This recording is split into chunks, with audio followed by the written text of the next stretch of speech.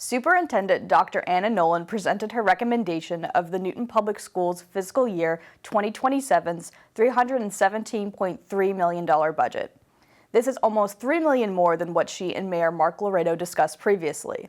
Superintendent Nolin explains why there is a need to increase the school's budget. I want to say, like, coming through the summer, the mayor met the moment.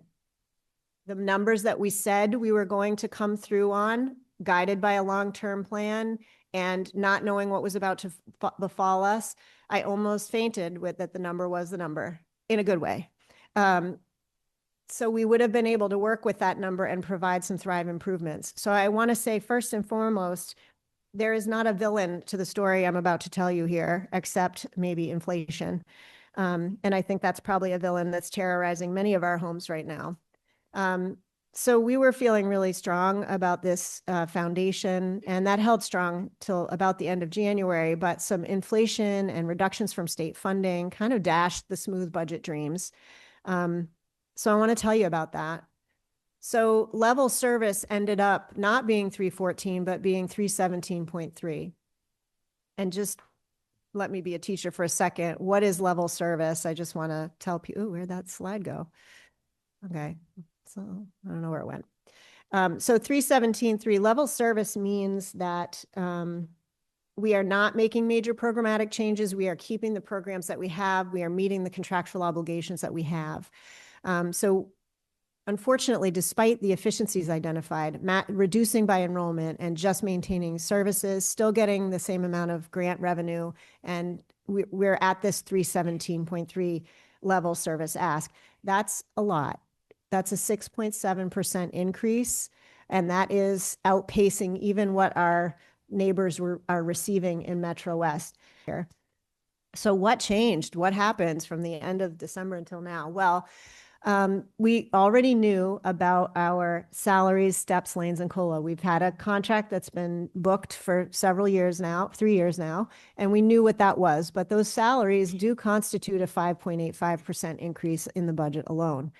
Second, just absolutely undone by the benefits and health insurance costs. It's a whopping 10% increase from last year.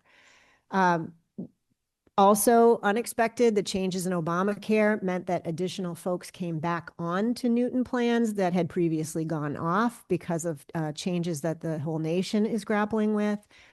And then I will also say, I don't know what your utility bills look like, but mine have doubled at my own house. And Newton Public Schools is opening 4 new buildings in this year. All of them have a larger footprint, and all of them have air conditioning. So all of these pieces, while they're more efficient buildings, our utility bills are quite high, much higher than we thought, $1.2 million higher. Bless you. I also just want to remind folks that one of the state's most unregulated costs is out-of-district tuitions to special education. And those schools can ask for a restructuring of their tuition at any time, and they do. Regularly throughout the year, we receive letters saying we're changing our costs, and we are over a barrel because our students are already in those placements. And so that number went up $930,000. And finally, if you recall, despite the fact that we did not budget for this, we were ruled to add 15 additional K-aides to this year's budget. Again, the mayor, without question, backstopped that cost, but that is an ongoing cost. So we have to grapple with that being layered into the reality. So here I sat with all of this knowledge, wanting to tell you all about the Thrive investments we want to make, but knowing that that would actually mean I'd be asking for an 8% increase. So aren't you glad I didn't ask for an 8% increase, Mayor Laredo? But I want to. I want to ask for that because I want our kids to have it, and I want us to fulfill the strategic plan. But I also know that we live in an ecosystem and we need to work within that. About 1% a year if we were going to be able to do that. This year, we were talking about our math program upgrades, student services, making some changes there to add staffing at the day, bridge, and reflections program. The teaching and learning budget, you have heard me say over and over that this budget is about 1/3 of the size that it should be for a district our size, and that is also achieved through benchmarking. It has a budget for teaching and learning that a 5,000 students school district generally has, which means that a lot of the curriculum materials come out of teachers' pockets, and we can't replace materials that we start in a curriculum cycle. So we wanted to start building that back in. And obviously some MTSS costs for adding time to the elementary school day due to a citation from a DESE food service audit, and doing other classes like media literacy classes at the elementary schools and IT costs. So that's what we were thinking this year. But again, that would have represented me asking for not only 317, but adding a $3.8 million tag on that to 321.2. So not asking for that. But what I can propose to you is that for 317.3, we will do the following. We'll make some modest gains in the Yonder Pouch program at the middle school. There were some questions from the committee about this. It's not $25,000 for pouches. It's $25,000 for the staff required to touch 700 phones at every school twice a day, once in the morning and once in the afternoon.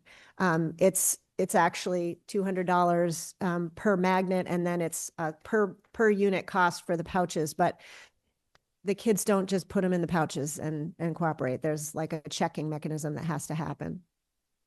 It would fund the STEM curriculum's ongoing needs and begin to restore funding to the teaching and learning budget. The Thrive gains that we would get is we will find a way to fund the MTSS for mathematics, which would allow us to implement the Math Pathways program and advance the math curriculum by 1 year across the school system. It also allows us to support both those students who are not meeting benchmarks in math and those who are and need additional challenge. The very generous allocation before us from the mayor still requires us to make some cuts from level service and some redeployments and try to find some savings. So that gap between 317.3 and 314.5 is about $2.7 million. And we are proposing to make some cuts at the central office level to $1.4 million. This has come up over and over with direction from the committee and analysis even from the mayor and his team. Looking at levels, been asked to look at levels of central office back to 02 and 08 and have done that and have tried to right size the central office. I am worried about these cuts. I don't recommend them, but there's a lot of oversight mandates from DESE and data collection and reporting that just didn't exist back in 02 and 08 that does now. But this has been an ongoing discussion across many election periods, and I would like to eliminate the doubt. So I'm going to work on this and have been working on it with the team, as painful as it is. There's been a slight interactive dialogue with the city about healthcare and really digging in to see if we could reduce that rate to 9% instead of 10. And so there's some decision that might be a good idea. There's been a little bit more granularity on utility savings, and that USB rental that you just voted in is going to bring in $100,000, and we'll put it towards those utility costs. We have found a central staff redeployment to staff bridge and reflections. So those two programs would come from internal, in whatever budget we're doing, we would be able to do that. Again, the same gains. We get 15 minutes added to the elementary school day, the Yonder Pouch pilot. And remember, this is a 7.9 FTE of reduction of elementary teachers and keeping 2 at the middle school. So a net reduction of 5.9. It does not fund new math programs or new math teachers. So again, my recommendation to get on the bridge to Thrive is a level service allocation, and we will shift resources within there to fund partial teaching and learning budget and the math program. And we won't achieve everything that we wanted to achieve, but we will be stable and we will not reduce current programming or classroom supports that exist today. Let me start off with a very clear statement. The allocation that we've put forward is the allocation. We're not going to change that. And let me explain why. This has been a very collaborative process between the superintendent, the chair and vice chair of the school committee, my team, and they've done exactly what they should be doing, which has been vigorous advocates for the schools. I've been doing budgets now in one form or another for over 20 years.